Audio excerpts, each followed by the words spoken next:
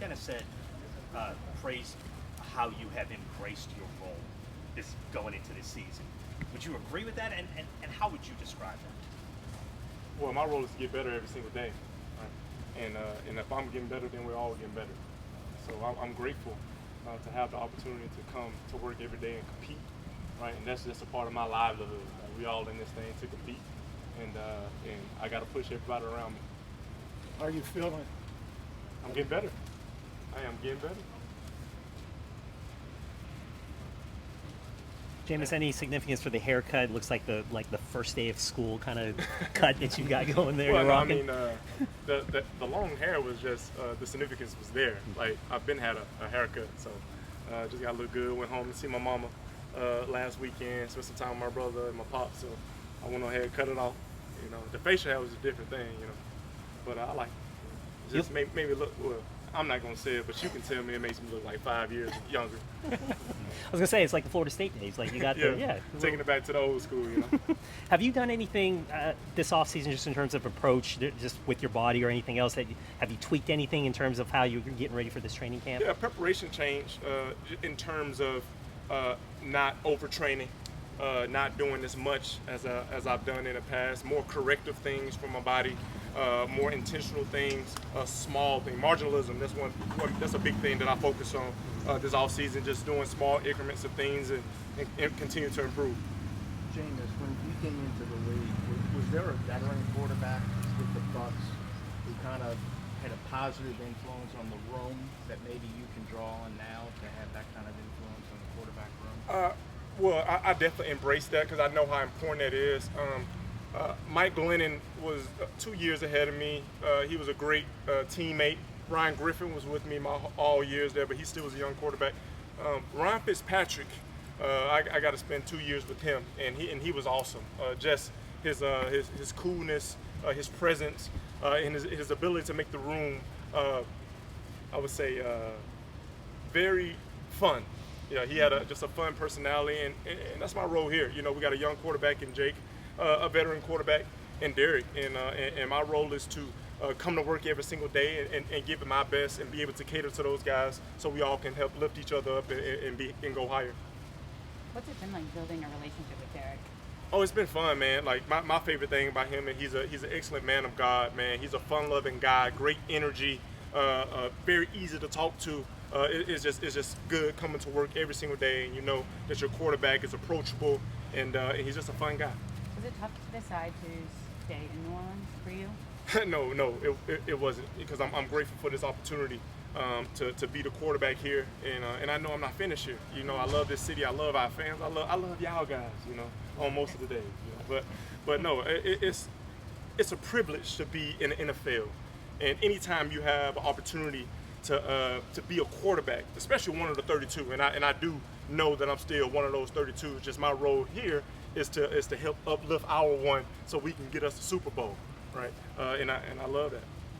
Mario just talked to us about some of his off-field, things that he had going on when he was younger. Looking back on some of the things that you had off the field early in your career in college, how much do you feel like that has impacted you as a person, as a player, as you're growing up? Well, every single day I'm looking for a way to improve, right? Whether that's on the field, off the field, and just as a man, like you have to continue to move forward and you have to continue to get better. I don't believe in staying the same, right? So just the holistic part of me being a leader in my household, having kids that's looking up to me every day, being a great husband to my wife, I have to continue to improve, and hopefully that leadership carries on within my house. James, adding on to the quarterbacks, going back to your college days, Derek Brooks and Charlie Ward, do you still contact with them, and what was it like for you having those two helping you out with your career? Yeah, absolutely. Charlie Ward it was more of the admiration phase with him, and we developed a relationship over the years. But man, Derek Brooks has been one of my mentors since I stepped foot on campus at Florida State, and luckily I was able to go to Tampa where he was living. So he has always been one of those voices in my head that had a lot of impact on me. So just him being a Hall of Fame linebacker and having a true perspective and being one of the great, film watchers or prepared players in league history has helped me with my career tremendously. And how much being with Drew Brees during those Yeah, years? that 1 year with Drew and Sean, like that was the deadly combination. Drew is the Hall of Famer, and he had a vision. But seeing the continuity of them two together was so important for my growth and me moving forward. Jameis, what are some differences you've noticed in Rashid and Chris Olave in year two as opposed to when they came in as a rookie and you worked a lot with them? The biggest difference is they're older, you know, and they're not older in terms of like that, but it's just the way that they view the game. Like they're older in the system. I'll put it that way. Like, and they're just on top of it. They're playing faster. Those two guys are, you know, I've had some great young receivers in my career. One of them being Chris Godwin. And you know, and they're in that category, you know, and striving to be better, right? With electric speed, strong hands, and lateral quickness. You know, you don't in length. Like that's one thing those guys have. Like they're 6 foot, 6'1", but they're extremely long. You know, both of them remind me of Deshaun Jackson, the way that they attack the ball and how they can get behind the defense. Jameis, what are your first impressions on the rookie Jake Hayner?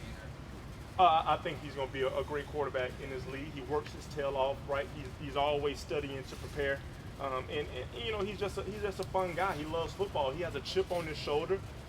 You know, people talked about, like we were talking about the transfer portal the other day. You know, he transferred from Washington to Fresno State. He has a chip on his shoulder, and like when you're coming into this league, you want to have that edge, you know, to push you harder to go forward. Who's the photos in here? Oh man, this is a Father's Day gift that I got from my wife, and the middle is my grandmother's. I got both my grandmothers. That's a popular one, my draft day picture. But this is Patricia White. She's who raised me till I was about 14, and these are my two babies. But I almost teared up when my wife gifted me this, you know, because these two women on my chest are so influential to me, and I do my best to carry on their legacy every day. Thank you for asking that. Jameis, one more question before the state. What do you feel about them this year? Do you think it'll be pretty? Yeah, I'm certain that they're gonna have a phenomenal year under the leadership of Coach Mike Norvell and Jordan Travis. You know, when you got a great quarterback, a great defense headed by Jared Verse, and you got a great head coach who's a great leader, and you get the guys to rally behind them. You know, I know you guys are gonna be pulling for the Tigers, but I will be pulling for the Nose when we go to Orlando and take care of business yet again. I'm gonna be rooting for the Knowles.